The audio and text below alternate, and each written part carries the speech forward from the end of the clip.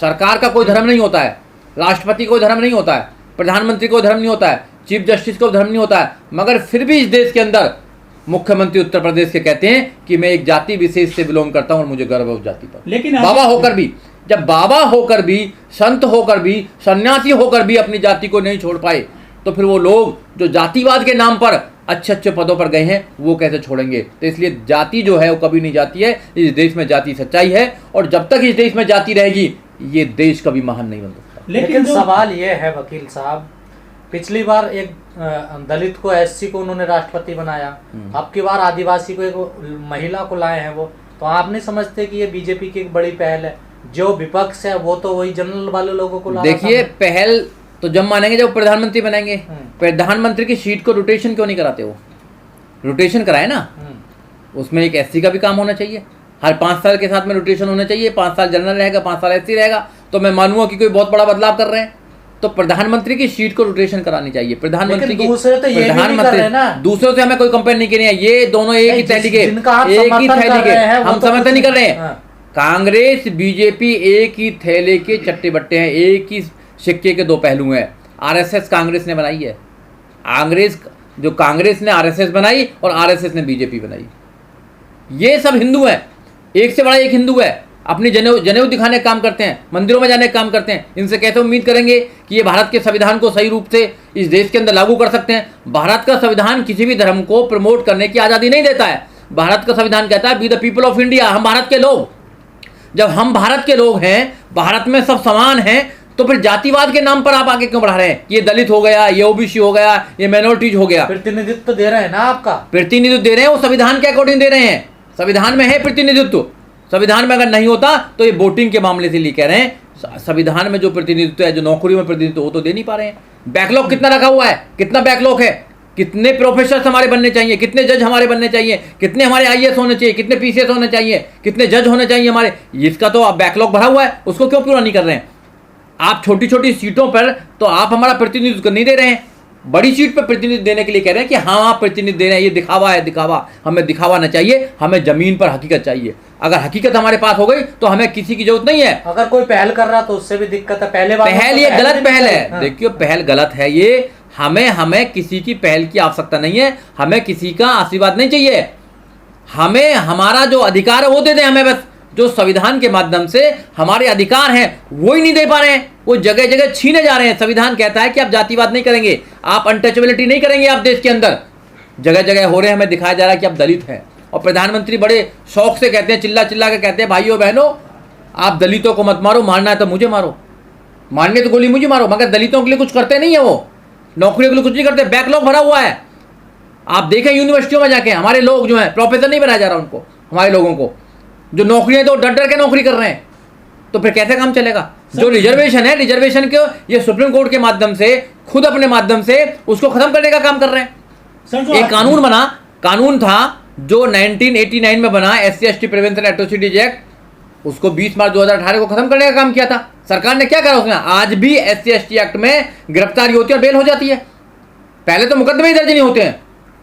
तो आप देखिए सरकार क्या कर रही है। सरकार SC/ST के लिए कोई भी स्कीम नहीं बना रही है। एजुकेशन की बात क्यों नहीं करी है? कितने दलितों को, कितने ओबीसी को और कितने आदिवासियों को विदेश भेजने का काम किया सरकार ने? बताइए, एक भी बताओ तो।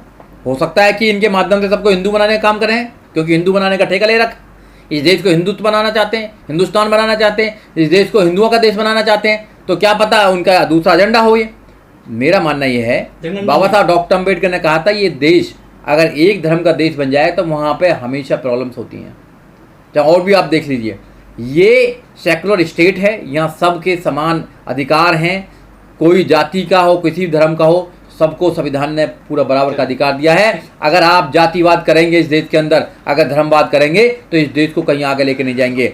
आप उन मुद्दों पर बात करें, सरकार उन मुद्दों पर खामोश है जो रियल में इंसान को डेवलप करने में, इंसानियत को डेवलप करने में काम देते हैं। एजुकेशन इंसान को इंसान बनाने का काम करती है, मगर सरकार की जो पॉलिसी है एजुकेशन पर लेकर, वो चुप है सरकार, क्योंकि अच्छी एजुकेशन सरकार नहीं देना चाहती है। अगर बच्चों को, गरीब बच्चों को, गरीब लोगों के बच्चों को अच्छी एजुकेशन मिल जाएगी तो वो इस देश में राज करेंगे। क्योंकि आज हम यहाँ बैठे हैं गांव से आकर, तो एजुकेशन की वजह से बैठे हैं। इसलिए सरकार को जो देना चाहिए वो नहीं दे रही है, देने का दिखावा कर रही है। एससी को बना दिया, एससी को राष्ट्रपति बना दिया, एससी को मिनिस्टर बना दिया, उससे एससीओं को फायदा होने वाला नहीं है।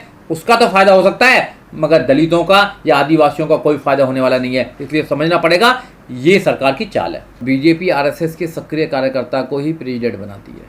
पिछली बार भी रामनाथ कोविंद जी को प्रेसिडेंट बनाया तो वो भी आरएसएस के एक कार्यकर्ता थे और ये भी आरएसएस की कार्यकर्ता हैं।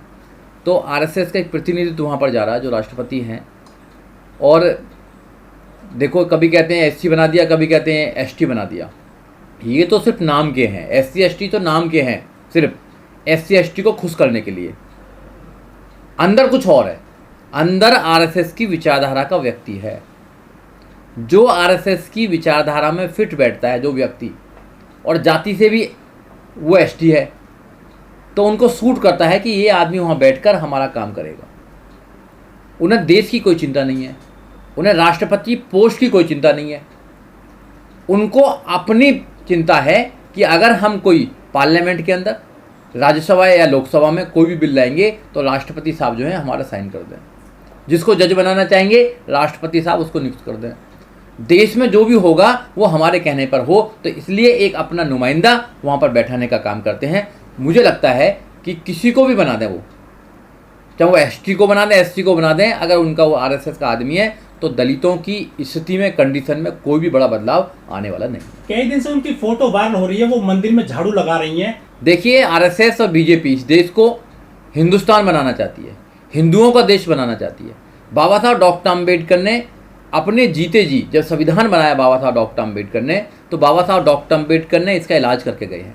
बाबा साहब डॉक्टर अम्बेडकर का जो संविधान है, जो पूर्ण रूप से 26 जनवरी 1950 को लागू हुआ इस देश के अंदर, पहला ही आर्टिकल है। पहले आर्टिकल में कह दिया बाबा साहब डॉक्टर अम्बेडकर ने, India that is Bharat, India जो है वो भारत है।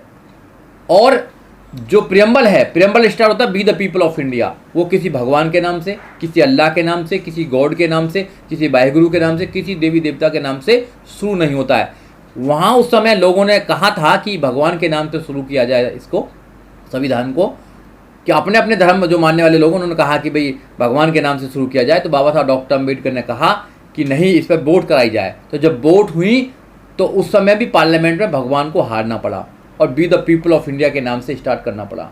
तो वो मंदिर में झाड़ू लगाएं, वो कहीं भी झाड़ू लगाएं, तो वो एक संदेश देना चाहते हैं कि मैं प्योर हिंदू हूँ, मैं प्योर आरएसएस का एक आरएसएस की कार्यकर्ता हूँ। जब भी मुझको, मेरी योग्यता यही है, इस देश में सबसे बड़ी योग्यता यही है कि आरएसएस की शाखाओं में जाने वाला व्यक्ति होना चाहिए और वो हिंदू की सोच को या हिंदुत्व को आगे बढ़ाने वाला होना चाहिए, तो किसी भी पद पर जा सकता है इस देश के अंदर। कोविंद साहब जगन्नाथ मंदिर गए तो उनको वहाँ पूजा नहीं करने दी गई थी, उनको कोहनी मारी गई थी, पंडों के द्वारा बाहर निकाल दिया था उनको। देखो, मंदिर की राजनीति इस देश के अंदर हमेशा से चलती आई है। राम मंदिर के नाम पर इस देश में बीजेपी ने बहुत राज किया है और आज भी राज कर रही है। आज भी राम मंदिर का मुद्दा सुप्रीम कोर्ट के माध्यम से सॉल्व हो गया है, तो दूसरा मुद्दे को ले आए, ये दूसरे मुद्दे को ले आए, दूसरा कोई मंदिर ले आए हैं जहाँ पर शिवलिंग निकल गई है। कभी वो मथुरा के मंदिर को बोलते हैं, मस्जिद को बोलते हैं, वहाँ पे भी ये करना चाहते हैं। कभी वो बोलते हैं जो आगरे में ताजमहल को बोलते हैं। तो ये जिंदा रखना चाहते हैं मंदिर मस्जिद की लड़ाई को, हिंदू मुसलमान की लड़ाई को वो जिंदा रखना चाहते हैं, क्योंकि उनको पता है कि जब तक इस देश में हिंदू मुसलमान के बीच में नफरत फैलाने का काम करेगी आरएसएस बीजेपी, जब तक वो सफल होते रहेंगे राजनीति में। क्योंकि उनके पास में कोई जेन्युइन मुद्दा नहीं है, उनके पास में कोई ऐसा मुद्दा तो नहीं कि हजारों यूनिवर्सिटी बना दी हो, मेडिकल पे कोई काम कर दिया हो। जैसे उन्होंने वादा किया था कि अपने बच्चों को, इस देश के बच्चों को 2 करोड़ रोजगार देंगे, क्या रोजगार दे दिए हो? कुछ कहने के लिए कुछ है नहीं। 2014 से लेकर 2022 चल रही है, आज तक जो मोदी जी ने वादे किए थे एक भी वादा पूरा नहीं हुआ। कभी तो इस देश के अंदर जब मोदी जी जब सरकार बना रहे थे 2014 में, तो कह रहे कि 35 रुपया लीटर पेट्रोल चाहिए, नहीं चाहिए भाइयों। आज कितना, 100 रुपये से भी ज़्यादा है, बताइए। तो महंगाई कितनी ज़्यादा हो रही है और भ्रष्टाचार इस देश के अंदर कितना ज़्यादा हो रहा है, और इस देश के अंदर जो जातिवाद के नाम पर, धर्म के नाम पर जो नफरत फैलाई जा रही है, उसका जवाब है ये कि ये लोग अपने अपने लोगों को वहाँ पहुँचाने का काम कर रहे हैं और एक दिन इस देश को, संविधान को बदलने का काम भी करेंगे और देश को हिंदुस्तान बनाने का काम करने का। कुछ लोग कह रहे हैं कि जो आदिवासी हैं उनके अलग धर्म में उसकी गिनती होनी चाहिए, आदिवासी धर्म है, क्या उनको रिलीफ मिलेगा अब जो राष्ट्रपति बन जाएंगे आदिवासी? कितने धर्म बनाओगे इस देश में? देखो, इंसानियत को धर्म की आवश्यकता नहीं है। अकेले इंडिविजुअल आदमी को कोई धर्म की आवश्यकता नहीं है। जब आप इकट्ठा रहते हो तो धर्म की आवश्यकता होती है। धर्मों ने हमेशा लड़ाने का काम किया इस दुनिया के अंदर। जब जब भी धर्म की कट्टरता आती है तो लड़ने का काम किया, चाहे किसी भी धर्म की कट्टरता की बात कर रहे हो। तो इसलिए इंसान की सभ्यता, इंसान को आगे बढ़ाने के लिए एजुकेशन की जरूरत पड़ती है, साइंटिफिक टेम्परामेंट्री की जरूरत पड़ती है। संविधान जो भारत का संविधान है वो बहुत ही अच्छा संविधान है, वो किसी भी धर्म को प्रमोट करने की परमिशन नहीं देता है। तो अग्निवीरों को दिखाएंगे कि इनसे बड़ी कोई पोस्ट ही नहीं होती है, और वो दिखाएंगे मीडिया जो है वो सरकार के एजेंडे को चलाने का काम करती है। तो मीडिया के नाम पर ये जो जितना भी जहर घोलने का काम कर रहे हैं या डाउट पैदा करने का काम कर रहे हैं, मीडिया की किसी बात पर विश्वास नहीं करना चाहिए। मेन स्ट्रीम मीडिया इस देश के अंदर सिर्फ एजेंडा चला रही है सरकार का, जो सरकार कहेगी वो सब ठीक है, चाहे गलत ही क्यों ना कर रही हो। तो मीडिया की बात से हम कोई ज़्यादा प्रभावित होने वाले नहीं है, ना लोगों को आना चाहिए। मैं तो आपके चैनल के माध्यम से देश के लोगों को कहना चाहता हूँ कि जो मेन स्ट्रीम मीडिया है उसको बंद करो, वो चैनल ही बंद करो, देखने की जरूरत ही नहीं है, उसकी जरूरत ही नहीं है। आज देश के अंदर आपके पास में बहुत सारे सिस्टम्स हैं, आपके पास सोशल मीडिया है, आपके पास में इंटरनेट है, आपके पास में यूट्यूब है, वहाँ से जानकारी लो, सही जानकारी, और पता करें कि क्या देश में है, क्या विदेश में चल रहा है। चैनल जो हैं, जो खासकर ये जो न्यूज़ चैनल्स हैं, इनको देखना बंद करो, क्योंकि अगर इनको तुम देखोगे तो ये आपके दिमाग में जहर भरेंगे, हिंदू मुसलमान भरेंगे, नफरत भरने का काम करेंगे।